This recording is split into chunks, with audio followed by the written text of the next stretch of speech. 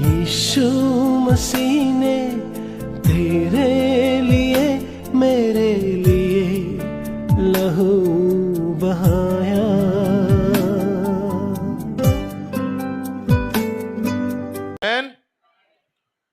तीसरी वाणी एक कर्तव्य को दिखा रही है। क्या दिखा रही है? कर्तव्य। कर्तव्य बोले कर्तव्य। कर्तव्य, फर्ज। आप एक परिवार को चलाने वाले लोग हैं। आप में से बहुत से माता पिता हैं, बहुत से बच्चे, बहुत से जवान हैं, और आपका भी कोई ना कोई कर्तव्य आप निभाते होंगे। बट यहां पे कौन से कर्तव्य को प्रभु बात कर रहे हैं, आज थोड़ा सा ध्यान देंगे। थोड़े समय में जल्दी समाप्त करूंगा। जब यीशु ने अपनी माता परमेश्वर ने किसे चुना था यीशु मसीह को इस दुनिया में लाने के लिए? मरियम। किस अवस्था में चुना था? वो एक पवित्र कुंवारी थी, यानी विवाह नहीं हुआ था, ओनली एंगेजमेंट हुई थी यहूदा के गोत्र के यूसुफ के साथ में। और पुरुष का कभी क्या नहीं देखा था? बोलिए अपने पड़ोसी को, पुरुष का कभी चेहरा नहीं देखा था। किस बात को दर्शाता है? शी वॉज अ होली, पवित्र लेडी थी। और इतिहासकार ऐसा बताते हैं कि मरियम के बुजुर्ग अवस्था में उनके जो पति थे यूसुफ, उनका देहांत हो चुका था, और अपनी माता को अपने पास खड़ा देखा यीशु मसीह ने। यीशु ने अपनी माता और उस चेलों को जिससे वह प्रेम रखता था, कौन सा चेला था जिससे यीशु क्या रखता था? बोलिए 70 को बुलाया, 12 को चुना, 3 को सबसे करीब रखा, और उस 3 में से भी एक था, वो 3 से भी ज्यादा क्या था? और उस यूहन्ना को अपनी माता की जिम्मेदारी को प्रभु दे रहे हैं, जिससे वह प्रेम रखता था। पास खड़े देखा। बोलिए जोश खत्म हो सकता है, बड़ी बड़ी बातें खत्म हो सकती है, प्रेम खत्म नहीं हो सकता।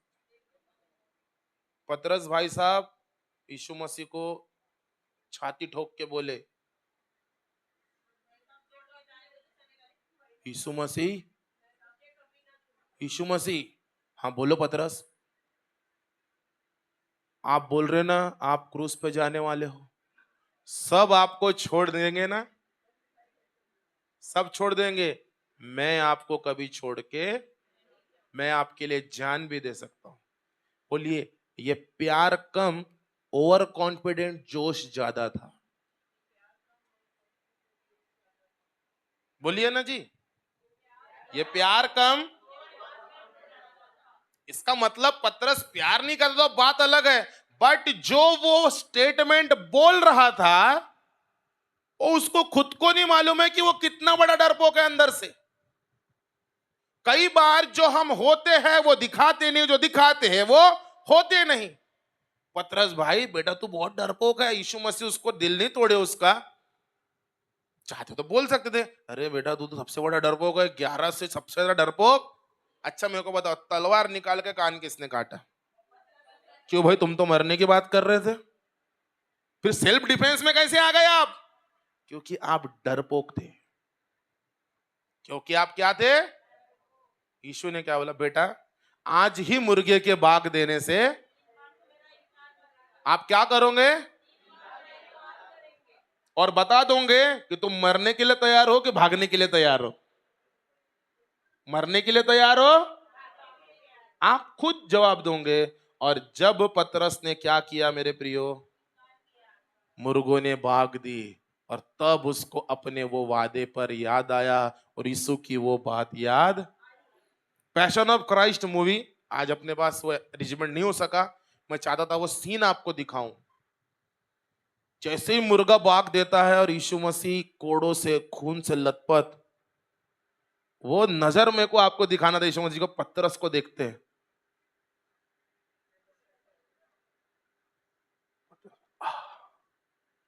मेरे से कितना बड़ा गुनाह जिसके साथ 3.5 साल में रहा, पानी पे चला उसके बोलने पे।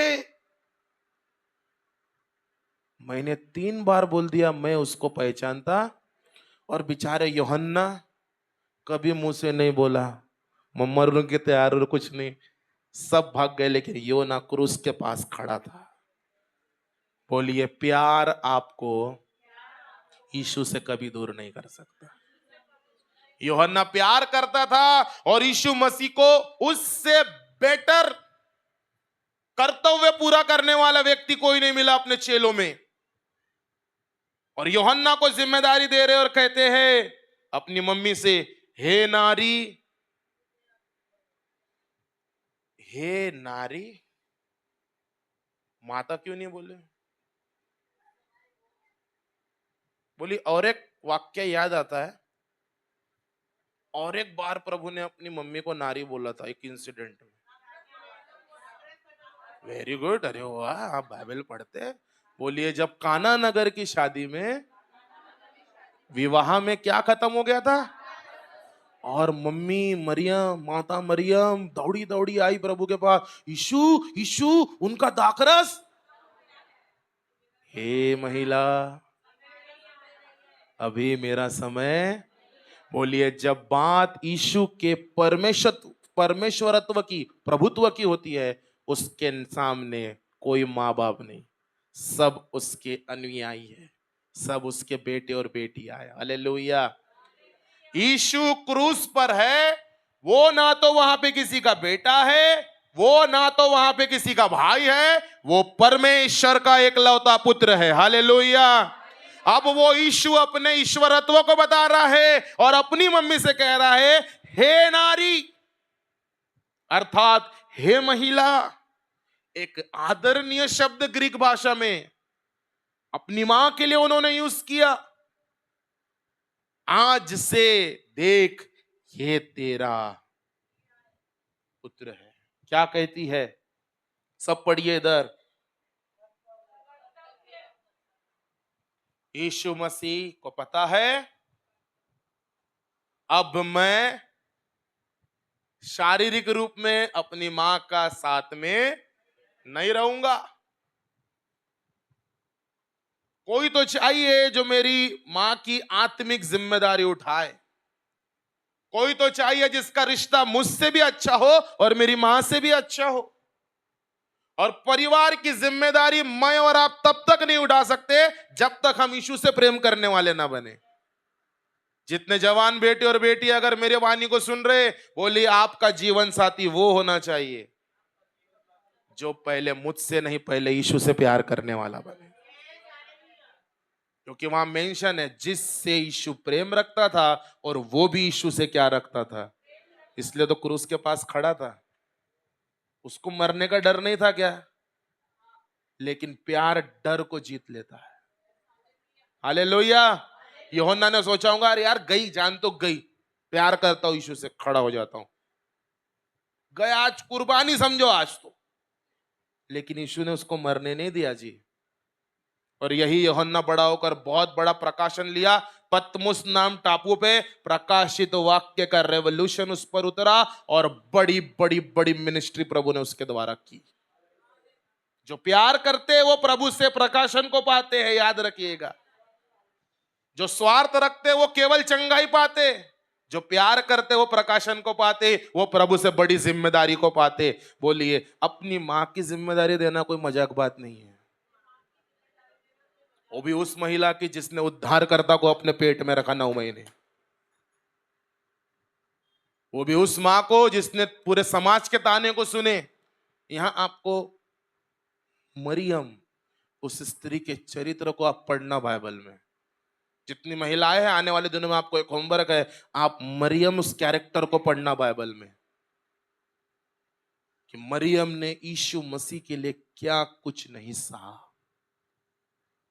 और ऐसी महिला को आत्मिक जीवन में सपोर्ट करने के लिए अपने चेलों को प्रभु ने चुना, और उस चेले से कहा, क्या कहा,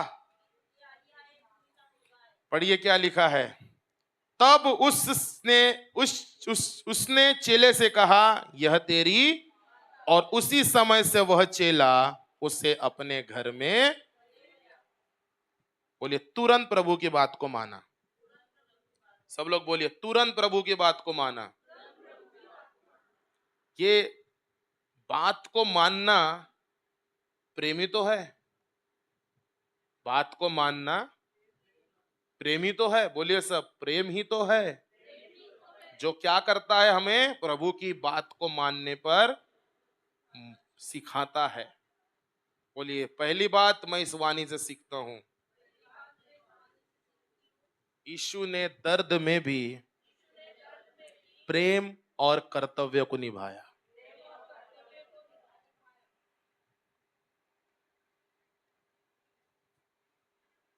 क्या? प्रेम करके पूरी दुनिया का पाप अपने सर पे उठाया, और कर्तव्य बता के अपनी संसारिक मां की जिम्मेदारी अपने शिष्य को सौंपी। दूसरी बात मैं यह सीखता हूं, मेरा परिवार ये मेरी जिम्मेदारी और मेरा कर्तव्य है। बोलिए प्रभु ने मुझे भी एक परिवार दिया है। पहली वाणी में क्षमा करना सीखा मैं, दूसरी वाणी में उद्धार के विषय में सीखा हूं मैं। और अगर उद्धार पाए जो हुए लोग हैं तो उनका एक मसीह में परिवार बनता है जी। हम लोग कौन है? हमारी एक दूसरे के प्रति, पति के पत्नी के प्रति, पत्नी के पति के प्रति, माता पिता के बच्चों के प्रति, बच्चों की माता पिता के प्रति एक जिम्मेदारी है, एक रिस्पॉन्सिबिलिटी है। आप ये नहीं कह सकते अपने माता पिता को, अब हमारी शादी हो गई, अब तुम्हारा देख लो। नहीं, यीशु मसीह तो स्वयं परमेश्वर है, वो कुछ भी कर सकता था, लेकिन क्यों उसने जाते जाते ये कर्तव्य बताकर, बोलकर हमको एक संदेश दे रहा है वाणी के द्वारा कि बोलिए हमारे माता पिता जो प्रभु ने हमें दिए हैं, हमारे बच्चे जो प्रभु ने हमें दिए, हमारा परिवार जो प्रभु ने हमें दिया, क्या हमारा कोई कर्तव्य नहीं है? क्या कर्तव्य है? सिर्फ भोजन देना ये कर्तव्य नहीं जी। बोलिए एक आत्मिक फेलोशिप अपने परिवार में बनाना, अपने बच्चों को प्रभु के वचन की शिक्षा में बढ़ाना, अपने माता पिता का आदर करना, यह परमेश्वर का वचन है। और केवल यही एक आज्ञा है, अपने माता पिता का आदर करना और ख्याल रखना, जिसमें लिखा है इसके पीछे आशीष है कि तू पृथ्वी पर बहुत दिन तक जीवित रहे और तेरा भला हो सके। हालेलुया। जो अपने माता पिता की रिस्पेक्ट करते, हमेशा याद रखे आपके लिए बड़ी आशीष है प्रियो। मैंने ऐसे भी परिवार देखे हैं जहां बच्चों को माता पिता के लिए कोई कर्तव्य निभाने का कोई लेना देना नहीं है। अपने मुंह से अपने माता पिता के लिए बुरे शब्दों को कहेंगे, अपने मुंह से अपने जन्म देने वाली माता के विषय में भला बुरा कहेंगे। मेरे प्रियो, तीसरी वाणी आपको यह सिखा रही है, आपके माता पिता ने आपको पैदा किया, आपने उन्हें पैदा नहीं किया। बस बोलिए वो चाहे कैसे भी हो, हाँ होती होगी गलती उनसे, हाँ आज उनको नहीं समझता इतना सब, जितना ज्ञान आपको है रील देख देख के, मोबाइल देख देख के, यूट्यूब, फेसबुक, इंस्टाग्राम, वो उतने एडवांस नहीं होंगे जी आपके जैसे। बट प्रभु आपको आज भी एक चीज बोलता है, आपका कर्तव्य ये है, आप उन्हें आत्मिक मार्गदर्शन में आगे बढ़ाएं। Praise the Lord. जब तक वो इस दुनिया में जीवित है, आपको कभी भी, उनको कभी भी ऐसा ना लगे कि अब मेरा कोई नहीं है। यीशु के जाने के बाद मरियम को ऐसा कोई ना लगे कि अब मेरे ध्यान रखने वाला कोई नहीं है। आपको अपने परिवार की क्या निभानी है? आत्मिक जिम्मेदारी को निभाना है। बोलिए, जब विश्वासी लोग मिलते हैं आत्मिक परिवार बनता है। दूसरी जिम्मेदारी, कलीसिया में हमारी एक दूसरे के प्रति जिम्मेदारी है। व्हाट्सएप ग्रुप में कोई निवेदन भेजता है, भैया हमारे घर में बीमार है कोई, हमारे लिए क्या करो, हमारे लिए क्या करो। बोलिए, हम इतने व्यस्त हैं, हम इमोजी भेजते हैं, कैसा वाला है देखिए, ऐसा करो साहब, और ये भेज के उसको बोल देते हैं कर लिया प्रेयर, जाओ भैया आपके लिए हो गई प्रार्थना, आपके लिए मैंने क्या कर दिया।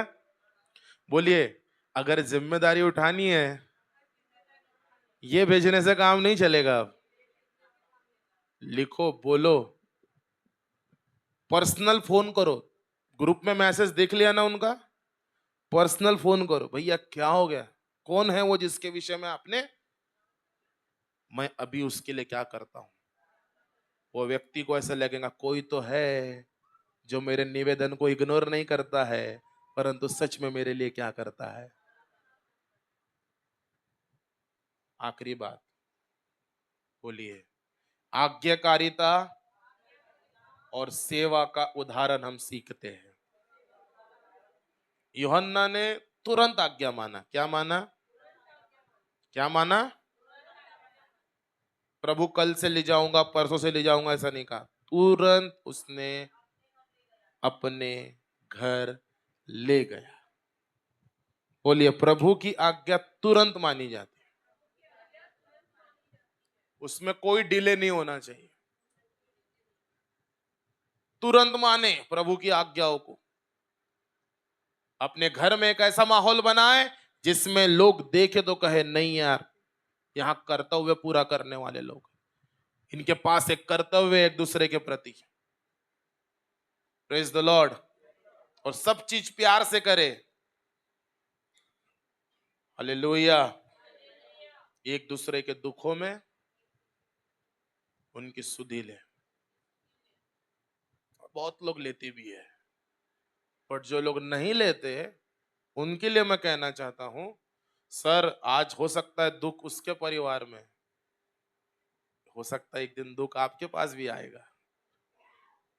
जिसने अपना घर चट्टान पे बनाया, मेह बरसा, बाढ़े आई, आंधियां चली और उस घर से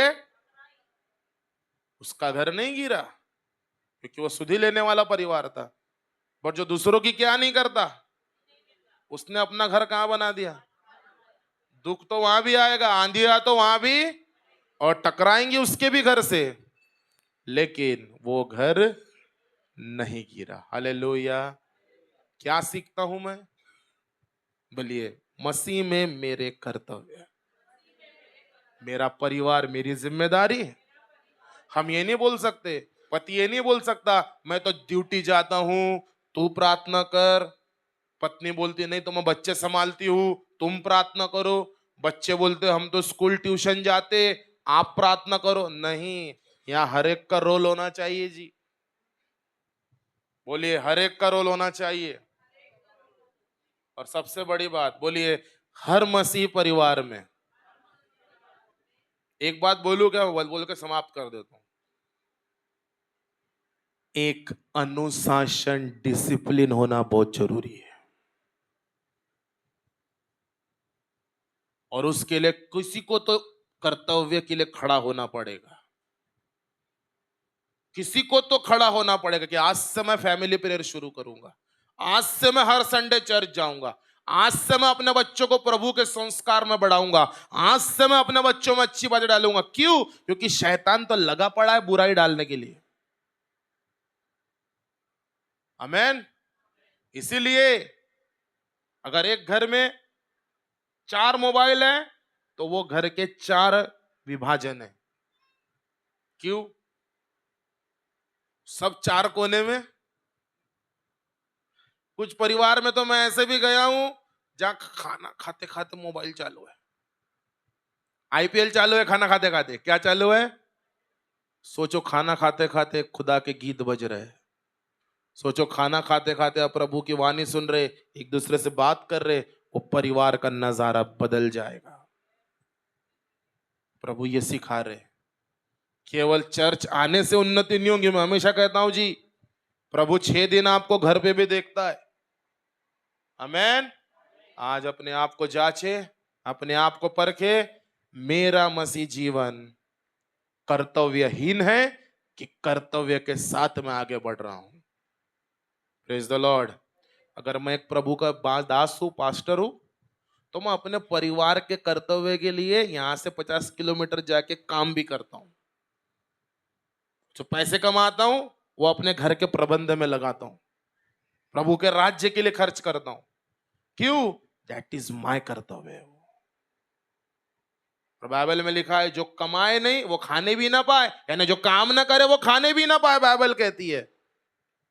6 दिन तो क्या करना, परंतु 7वां दिन विश्राम दिन है। रविवार के दिन आराम करो, प्रार्थना करो, प्रभु के घर आओ और रिलैक्स रखो अपने आप को। यह आपका आत्मिक कर्तव्य होना चाहिए। Praise the Lord. बोलो, मेरे रिश्तेदारों को पता चलना चाहिए। संडे कार्यक्रम नहीं रखना, मेरा भाई बिजी रहता है चर्च में। एग्जाम्पल बनना चाहिए आपका जीवन। आमेन। और वो कब होगा? जब हम कर्तव्य को पूरा करेंगे प्रभु में, है ना, मेरा जीवन आगे बढ़े। Praise the Lord. आइए अपनी आंखें बंद करें और प्रभु से कहे, परमेश्वर आज मुझे तू अपने सामर्थ्य से भर, क्योंकि अगली जो वाणी आने वाली है वो हम फास्ट आगे बढ़ने वाले। सारी बातों को स्मरण रखते हुए आइए इस वाणी के लिए हम प्रार्थना करेंगे। भाई जाबेश लोंडे हमारे बीच में अपने स्थान में खड़े हो जाए और ऊंची आवाज में वो प्रार्थना करेंगे। Thank you Jesus. Thank you Jesus. आइए हम लोग प्रार्थना करेंगे। Thank you Jesus. Yes Lord, hallelujah.